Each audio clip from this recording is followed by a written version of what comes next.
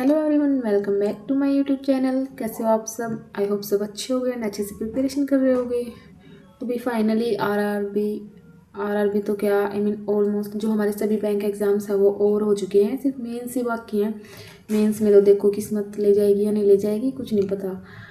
And तो अभी आज ना मैं सोच रही थी कि मैं जो आप सबके साथ डिस्कशन कर लूँ कि मैंने बैंक एग्ज़ाम की प्रिपरेशन क्यों स्टार्ट की एंड क्या जो है मेरी क्वालिफ़िकेशन है। तो बिग क्वालिफ़िकेशन है मेरी, मैंने एमकॉम कर रखी है, मतलब पोस्ट ग्रेजुएशन। एंड जब मैं एमकॉम कर रही थी ना, तो उस टाइम मेरे को ये था कि मुझे UGC net and net JRF clear करना है, उसी में था मेरा। तो फिर शादी जैसे पोस्ट ग्रेजुएशन के जस्ट बाद मेरी शादी हो गई।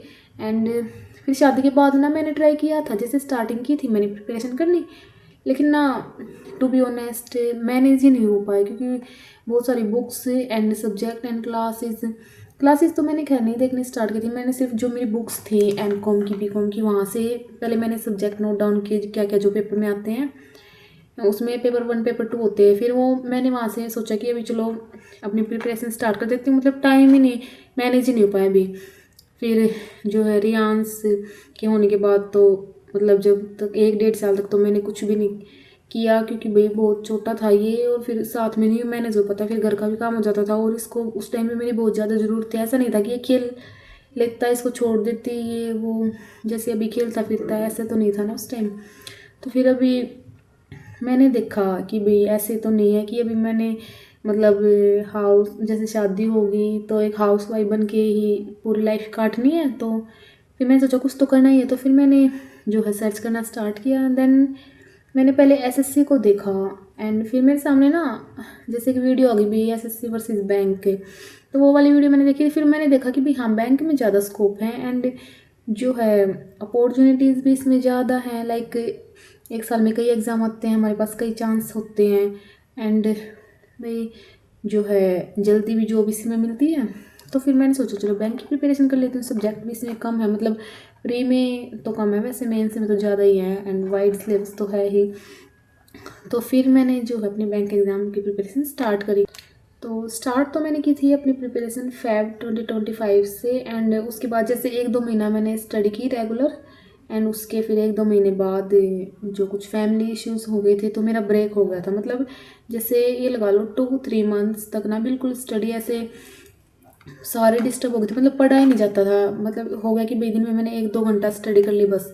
तो फिर उसके बाद एग्ज़ाम्स ही आ गए। दैन मैंने जो SAPO था सबसे पहले, वो वाले मैंने फिल नहीं किया था, बट IBPS PO एंड बाकी सब एग्ज़ाम्स मैंने दिए थे। बट मेरी इतनी अच्छी प्रिपरेशन नहीं थी जितनी होनी चाहिए भाई बैंक का एग्ज़ाम क्रैक करने के लिए। लेकिन अब ना जो अभी मुझे टाइम मिला है, लाइक क्लैरिकल मेंस का तो मुझे पता नहीं भी मैं पहुंच पाऊंगी या नहीं पहुंच पाऊंगी, लेकिन अभी जो मुझे टाइम मिला ना उसका मैं बहुत अच्छे से यूटिलाइज़ करने वाली हूँ।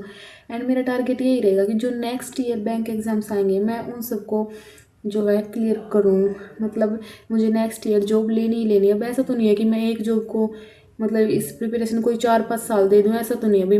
तो अभी वही ना जितना मेरे से हो सकेगा उतना ज़्यादा से ज़्यादा टाइम निकाल के मैं अपनी स्टडीज़ को दूंगी, क्योंकि बाकी सारे काम ऐसे ही चलते रहेंगे, हाउस होल्ड्स ऐसे ही चलते रहेंगे, ये तो कभी ख़त्म ही नहीं होंगे। तो अभी मैं बहुत अच्छे से प्रिपरेशन करने वाली हूँ अपनी मेंस की, एंड नेक्स्ट ईयर मुझे इसका जो है डेफिनेटली बेनिफिट मिलेगा, क्योंकि मेंस हम एक बार पढ़ लेते तो प्री हमें फिर आसान लगने लगता है, एंड फिर प्री क्लियर ही होते चले जाते हैं। तो मुझे पता था ये बात, लेकिन मैं मेंस पढ़ ही नहीं पाई थी, मुझे टाइम ही नहीं मतलब जो है मैनेज ही नहीं हो पाया था मेरा। अभी प्री के एग्ज़ाम मुझे ये रहता था कि चलो ये एग्ज़ाम है इसके लिए थोड़ा सा प्री पढ़ लेती हूँ, क्योंकि प्री क्लियर होगा तभी तो हम मेंस तक पहुँचेंगे ना। तो भाई अभी मैं अपनी सारी जर्नी आप सबके साथ शेयर करने वाली हूँ, एंड आप सब बताना मेरे ब्लॉग्स देखते हो, स्टडी ब्लॉग्स, एंड आपको कैसे लगते हैं, और आप मेरे साथ क्यों जुड़े हो, या क्या आप स्टडी करते हो इसलिए जुड़े हो, या फिर जैसे मैं एक हाउस वाइफ होकर प्रिपरेशन कर रही हूँ इसलिए जुड़े हो।